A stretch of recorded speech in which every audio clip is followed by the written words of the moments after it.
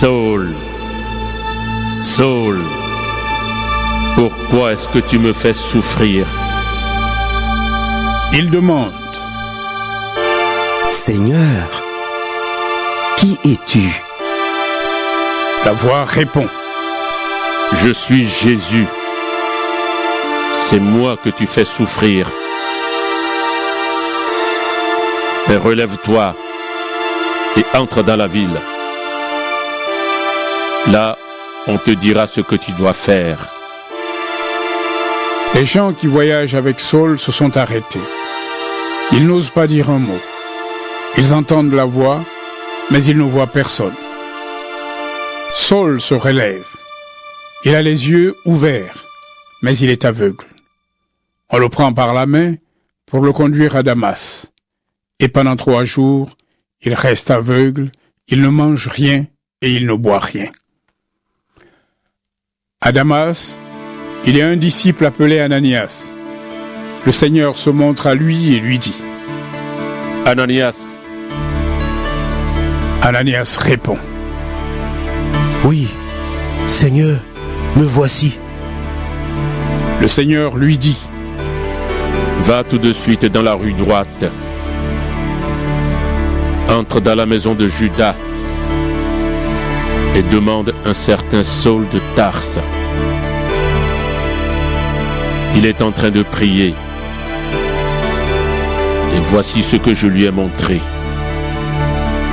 Un homme appelé Ananias est entré et il a posé les mains sur sa tête pour qu'il retrouve la vue. Ananias répond. Seigneur, j'ai entendu beaucoup de gens parler de cet homme. Je sais tout le mal qu'il a fait à tes disciples à Jérusalem. Et les chefs des prêtres lui ont donné le pouvoir d'arrêter ici également tous ceux qui font appel à ton nom. Mais le Seigneur dit à Ananias. Va trouver cet homme.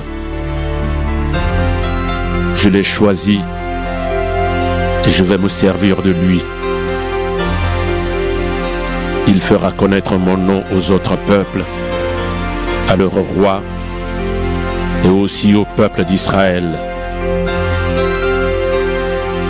Je lui montrerai moi-même tout ce qu'il doit souffrir à cause de mon nom.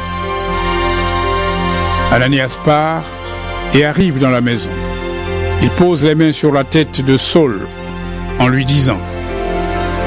Saul, mon frère, c'est le Seigneur qui m'envoie. C'est ce Jésus qui s'est montré à toi sur la route où tu marchais. Il m'envoie pour que tu retrouves la vue et que tu sois rempli de l'Esprit Saint. À ce moment-là, des sortes d'écailles tombent des yeux de Saul et il retrouve la vue. Il se lève et il est baptisé. Puis il mange et il reprend des forces. Saul reste quelques jours avec les disciples à Damas. Il se met aussitôt à annoncer dans les maisons de prière des Juifs. Jésus est le Fils de Dieu. Tous ceux qui l'entendent sont très étonnés et ils disent. Mais cet homme-là, c'est bien lui qui faisait souffrir à Jérusalem ceux qui prient au nom de Jésus. Il est même venu ici pour arrêter les croyants et pour les amener au chef des prêtres. Mais Saul parle avec encore plus d'assurance. Il prouve que Jésus est le Messie. Et les Juifs qui habitent Damas ne savent plus ce qu'il faut lui répondre. Au bout d'un certain temps, il décide de faire mourir Saul. Mais Saul apprend cela. Jour et nuit, on surveille les portes de la ville pour le prendre et le faire mourir. Une nuit, les disciples de Saul le mettent dans un grand panier et ils le font descendre de l'autre côté du mur de la ville. Quand Saul arrive à Jérusalem, il essaie d'entrer dans le groupe des disciples. Mais tous ont peur de lui. En effet, personne ne croit que Saul est vraiment un disciple. Alors Barnabas le prend avec lui et il l'emmène voir les apôtres. Barnabas leur raconte ceci. Sur la route, Saul a vu le Seigneur et le Seigneur lui a parlé. À Damas, Saul a annoncé avec assurance la bonne nouvelle au nom de Jésus. À partir de ce moment, Saul est avec les apôtres. Il va et vient avec eux dans Jérusalem. Il annonce avec assurance la bonne nouvelle au nom du Seigneur. Il rencontre les Juifs qui parlent grec et discute avec eux, mais eux cherchent à le faire mourir. Quand les croyants apprennent cela, ils conduisent Saul à Césarée, puis ils le font partir pour Tars. À ce moment-là, l'Église est en paix dans toute la Judée, la Galilée et la Samarie. Elle grandit et elle vit en respectant le Seigneur avec confiance. Avec l'aide de l'Esprit Saint, les croyants deviennent de plus en plus nombreux. Pierre voyage dans tout le pays. Un jour, il va chez les croyants qui habitent à Lydda. Là, il trouve un homme appelé Énée. Cet homme est couché sur son lit depuis 8 ans. Il est paralysé. Pierre lui dit, « Énée, Jésus-Christ te guérit, lève-toi et fais toi-même ton lit. » L'homme se lève tout de suite. Tous les habitants de Lydda et de Saron voient cela. Alors ils se tournent vers le Seigneur. À Joppé, il y avait une femme croyante appelée Tabitha. En grec, on traduit ce nom par Dorcas, ce qui veut dire gazelle. Elle passait tout son temps à faire le bien et à aider les pauvres. Un jour, elle tombe malade et elle meurt. On lave son corps et on le met dans une pièce en haut de la maison. Les disciples de Joppé apprennent que Pierre est à Lydda. Et Lydda n'est pas loin de Joppé. Alors ils envoient 2 hommes pour dire à Pierre, « S'il te plaît, viens vite chez nous. » Pierre part avec eux tout de suite. Quand il arrive, on le conduit dans la pièce en haut de la maison. Toutes les veuves s'approchent de lui en pleurant. Elles lui montrent les chemises et les vêtements que Dorcas faisait quand elle vivait encore. Pierre fait sortir tout le monde. Il se met à genoux et il prie. Ensuite, il se tourne vers le corps et dit, « Tabitha, lève-toi. » Tabitha ouvre les yeux et, quand elle voit Pierre, elle s'assoit. Pierre lui prend la main et l'aide à se lever. Ensuite, il appelle les croyants et les veuves et il leur montre Tabitha vivante. Tous les habitants de Joppé apprennent ce qui s'est passé et beaucoup se mettent à croire au Seigneur. Pierre reste assez longtemps à Joppé. Il habite chez Simon, un artisan qui travaille le cuir. Chapitre 10. À Césarée, il y a un homme appelé Corneille. Il est officier dans le régiment romain appelé régiment italien. Avec toute sa famille, il adore Dieu fidèlement. Il aide beaucoup les pauvres du peuple juif et prie Dieu régulièrement. Un jour, vers 3 heures de l'après-midi, un ange de Dieu se montre à lui. Corneille le voit clairement. L'ange entre chez lui et lui dit, « Corneille !» Celui-ci regarde l'ange et il a peur. Il dit, « Qu'est-ce qu'il y a, Seigneur ?» L'ange lui répond, « Dieu a accepté tes prières et les dons que tu fais aux pauvres. Il ne t'oublie pas. Maintenant, envoie des hommes à Joppé pour faire venir un certain Simon qu'on appelle aussi Pierre.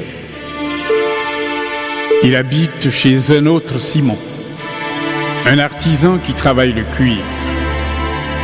Sa maison est au bord de la mer. » Ensuite, l'ange qui parlait à Corneille s'en va. Alors, Corneille appelle 2 serviteurs et un de ses soldats. Celui-ci est à son service depuis longtemps et c'est un homme fidèle à Dieu. Corneille leur raconte tout ce qui s'est passé et il les envoie à Joppé. Le jour suivant, le serviteur et le soldat sont en route et ils approchent de la ville de Joppé. Vers midi, Pierre monte sur la terrasse de la maison pour prier. Il commence à avoir faim et il veut manger. Pendant qu'on lui prépare un repas, Pierre voit quelque chose qui vient de Dieu. Il voit le ciel ouvert et un objet qui descend du ciel. Cet objet ressemble à une grande toile qu'on tient par les 4 coins. Elle vient se poser par terre. Dedans, il y a toutes sortes d'animaux. Des animaux à 4 pattes, ceux qui rampent sur la terre et des oiseaux. Une voix dit : Pierre, lève-toi. Tue et mange. Pierre répond : Non, Seigneur, je n'ai jamais mangé de nourriture interdite ou impure. Il entend la voix une 2e fois. Elle lui dit : Ce que Dieu a rendu pur, ne dis pas que c'est interdit. Cela se produit 3 fois, et tout de suite après, l'objet est emporté dans le ciel. Pierre ne sait pas ce qu'il faut en penser. Il se demande : Que veut dire ce que j'ai vu? Pendant ce temps, les hommes envoyés par Corneille ont cherché la maison de Simon. Et maintenant, ils sont là, devant la porte. Ils appellent et demandent : Est-ce que Simon-Pierre habite ici? Pierre est toujours en train de réfléchir à ce qu'il a vu, mais l'Esprit Saint lui dit : Il y a ici 3 hommes qui te cherchent. Descends tout de suite et pars avec eux sans hésiter. C'est moi qui les ai envoyés. Pierre descend et dit aux hommes : Vous cherchez quelqu'un? C'est moi. Pourquoi êtes-vous venus? Ils lui répondent : Nous venons de la part de Corneille, un officier romain. C'est un homme droit qui adore Dieu et tous les Juifs disent du bien de lui. Un ange de Dieu est venu lui donner ce conseil. Fais venir Pierre dans ta maison et écoute ce qu'il va te dire. Alors Pierre fait entrer les 3 hommes dans la maison et il les reçoit pour la nuit. Le jour suivant, Pierre part tout de suite avec les 3 hommes. Quelques croyants de la ville de Joppé l'accompagnent. Le lendemain, il arrive à Césarée. Corneille l'attend déjà. Il a rassemblé les gens de sa famille et ses meilleurs amis. Au moment où Pierre arrive, Corneille vient à sa rencontre. Il se jette à ses pieds pour le saluer avec grand respect. Et Pierre le relève en lui disant : Lève-toi, je ne suis qu'un homme, moi aussi. Et tout en parlant avec Corneille, il entre dans la maison. Là, Pierre voit beaucoup de gens rassemblés. Il leur dit : Vous le savez, un juif n'a pas le droit d'être l'ami d'un étranger, ni d'entrer dans sa maison. Mais Dieu vient de me montrer une chose. Je ne dois pas penser qu'une personne est impure et qu'il faut l'éviter. Je suis venu sans hésiter quand vous m'avez appelé.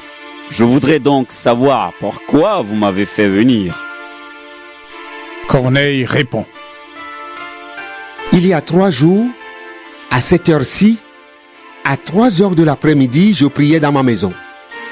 Tout à coup, un homme aux vêtements brillants s'est trouvé devant moi et il m'a dit : Corneille, Dieu a entendu ta prière.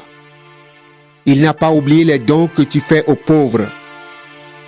Envoie des gens à Joppé pour faire venir Simon, qu'on appelle aussi Pierre. Il habite au bord de la mer, dans la maison de notre Simon, un artisan qui travaille